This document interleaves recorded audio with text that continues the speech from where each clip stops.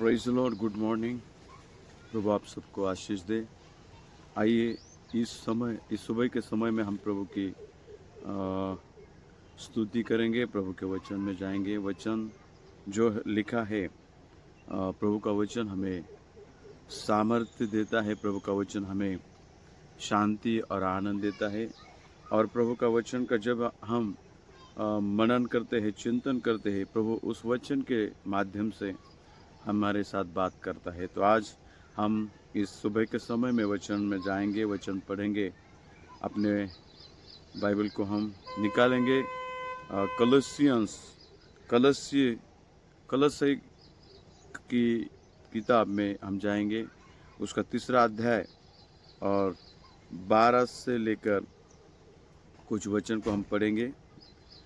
कुलुसियों 3 अध्याय 12 वचन ये कहता है, यहाँ पर हम देखेंगे। इसलिए परमेश्वर के चुने हुओं की नाई जो पवित्र और प्रिय है, बड़ी करुणा और भलाई और दीनता और नम्रता और सहनशीलता धारण करो।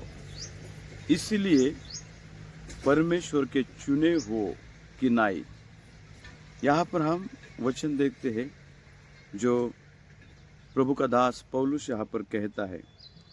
इसीलिए परमेश्वर के चुने हुओं के नाई जो पवित्र और प्रिय है, बड़ी करुणा और भलाई और दीनता और नम्रता और सहनशीलता धारण करो।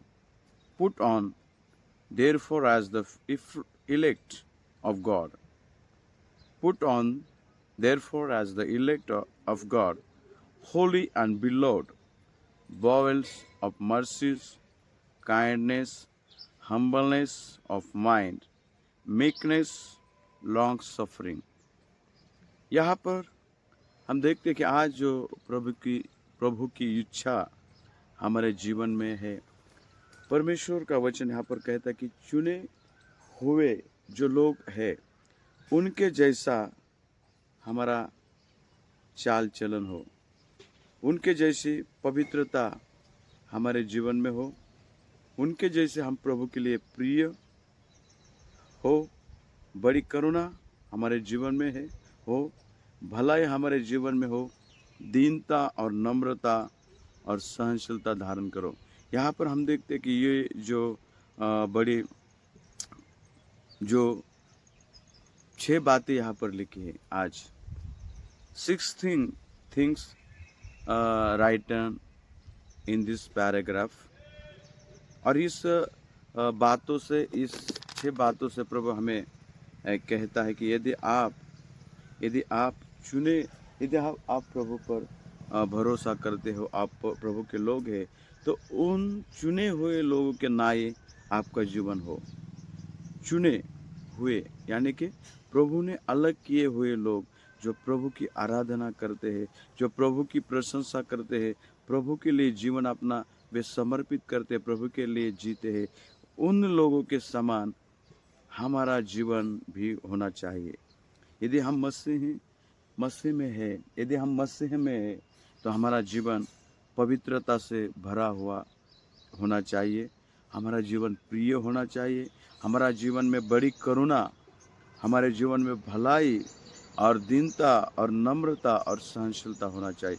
आज हम यहाँ पर देखते हैं कि एक मसीही होने के नाते ये जो बातें यहाँ पर लिखी है हमारे जीवन में होना बहुत ही ज़रूरी है।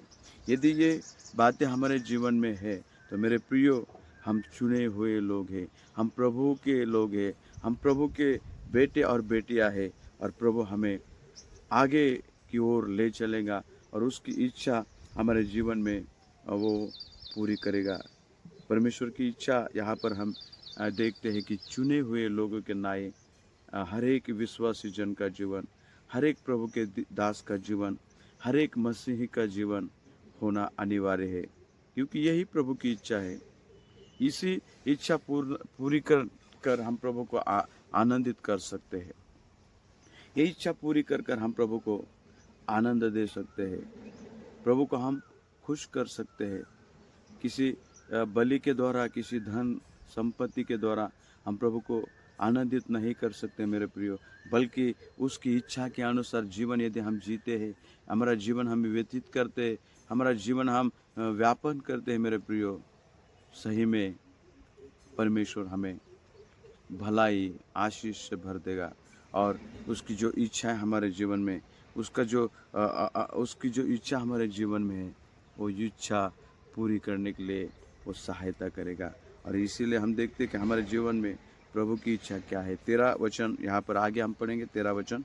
और यदि किसी पर दोष देने को कोई कारण हो तो एक दूसरे की सह लो और एक दूसरे के साथ अपराध क्षमा करो, जैसे प्रभु ने तुम्हारे अपराध क्षमा किए हैं वैसे ही तुम भी करो।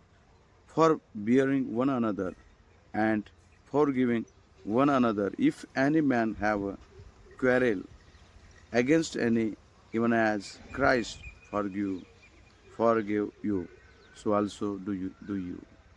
यहाँ पर लिखा है कि और यदि किसी पर दोष देने को कोई कारण हो तो एक दूसरे की सह लो। यहाँ पर लिखा है दोष न लगाओ।